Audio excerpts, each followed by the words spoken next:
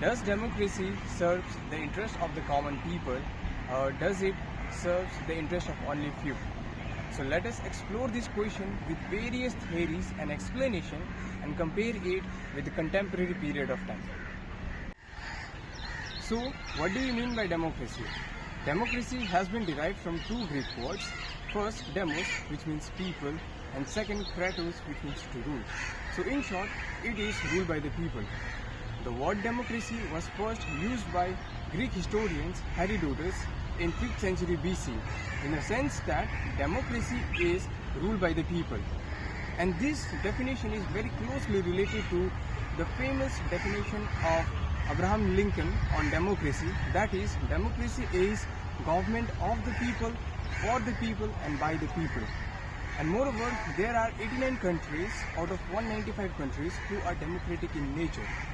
So, in a nutshell, democracy as a form of government that implies the ultimate authority of governance in this system is vested upon the people, so that public policy can be made according to the will of the people that will ultimately serve the will and the interest of the people. So today I'll be talking about the types of democracy, direct democracy and representative democracy. Direct democracy or pure democracy is a type where people govern by voting, and Athenian city is the example of direct democracy. And the second is representative democracy. Representative democracy is a indirect democracy where the sovereignty is held by the people's representatives. So US is the example of the representative democracy. Hello, let me discuss the type of representative democracy. So there are basically two types of representative democracy. The first one is parliamentary democracy and the presidential democracy. In parliamentary democracy, the executive head is prime minister, and it is in presidential democracy, the head is the president, and it is the both head of the state and the government. In parliamentary type of democracy, the head is the prime minister, and it can be elected by the legislature, and it can be dismissed by a vote, that is no confidence motion. Democracy is the government of the people, for the people and by the people. It is the general definition which we use to describe the concept of democracy. This definition has been given by Abraham Lincoln. So there is a theory which criticizes this concept of democracy, that is elite theory. It says that democracy is a myth, and according to this theory, that the people, they do not choose their representatives, but rather than choosing, they are forced to choose their representatives.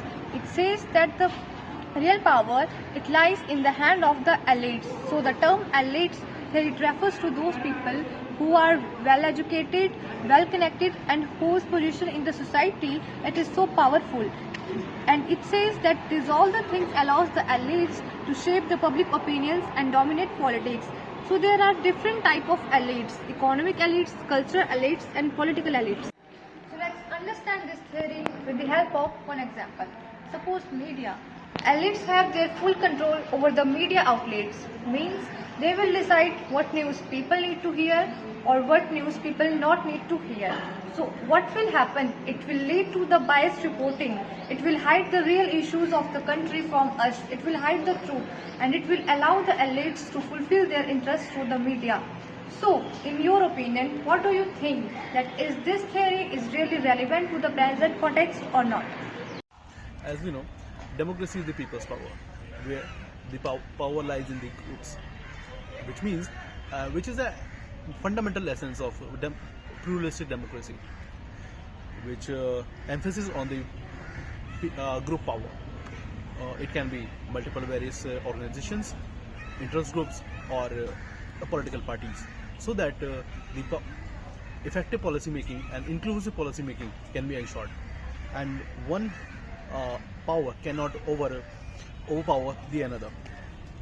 And in elites theory, where we believe that the power is in the hands of single group or the group of individuals, it challenges that idea and ensure that the competition in various groups can be continuously happening for the strengthening of democracy. But the critique of pluralistic democracy says that the power lies in the wealthiest, in the hands of the wealthiest, which means that the wealthier will sideline the weaker ones. But still, at the end, the believers of pluralistic democracy says that it acts as a stronghold that will help the democracy to strengthen. Let us discuss about does democracy is helpful for a few people or a nation. For that, we should first know about how way of life is depend on democracy. Famous American philosopher John Dewey, in his famous book Democracy and Education, he mentioned about the way of life that depend on democracy. He mentioned democracy is help for judgment, solve problems and experimental methods that help for an individual to analyze his life and take a decision and make a good decision maker. This process is important in a democracy, and this is the way how democracy is interrelated to the way of life. But what are the challenges? Why this way of life has been challenged due to democracy? Why Aristotle described democracy as the worst form of government? Let us discuss about that. Challenges. Why we should know about the challenges of democracy? Yes, these challenges help us to know whether democracy is for the elite or for the nation. John Dewey say about one of the famous challenges that democracy may be good for a small society. Why? Because small society help us to make a direct representation from the people. But the industrialization, the globalization make the extending of the territory and the huge population of a nation that make democracy more critical. Because of this huge population, we used to take our representatives. But later, this representative changed into authoritative. He gives the example of a student and a teacher. The decision making of an education policy should be taken both the student and a teacher. But the guidance should be given by the teacher to the students, not a domination. Same happens to a nation. The representative should give guidance, not a domination.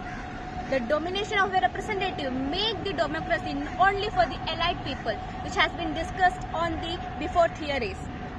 So, democracy is good, but the use of democracy make it a critical one. Thank you. So in conclusion, democracy is important for any nation because democracy ensures active participation of the citizens and also a voice of the people, because in democracy people have full voice in their in the formation of their government, and also they take active participation in the decision making of the government. So it also holds the government accountable for their action.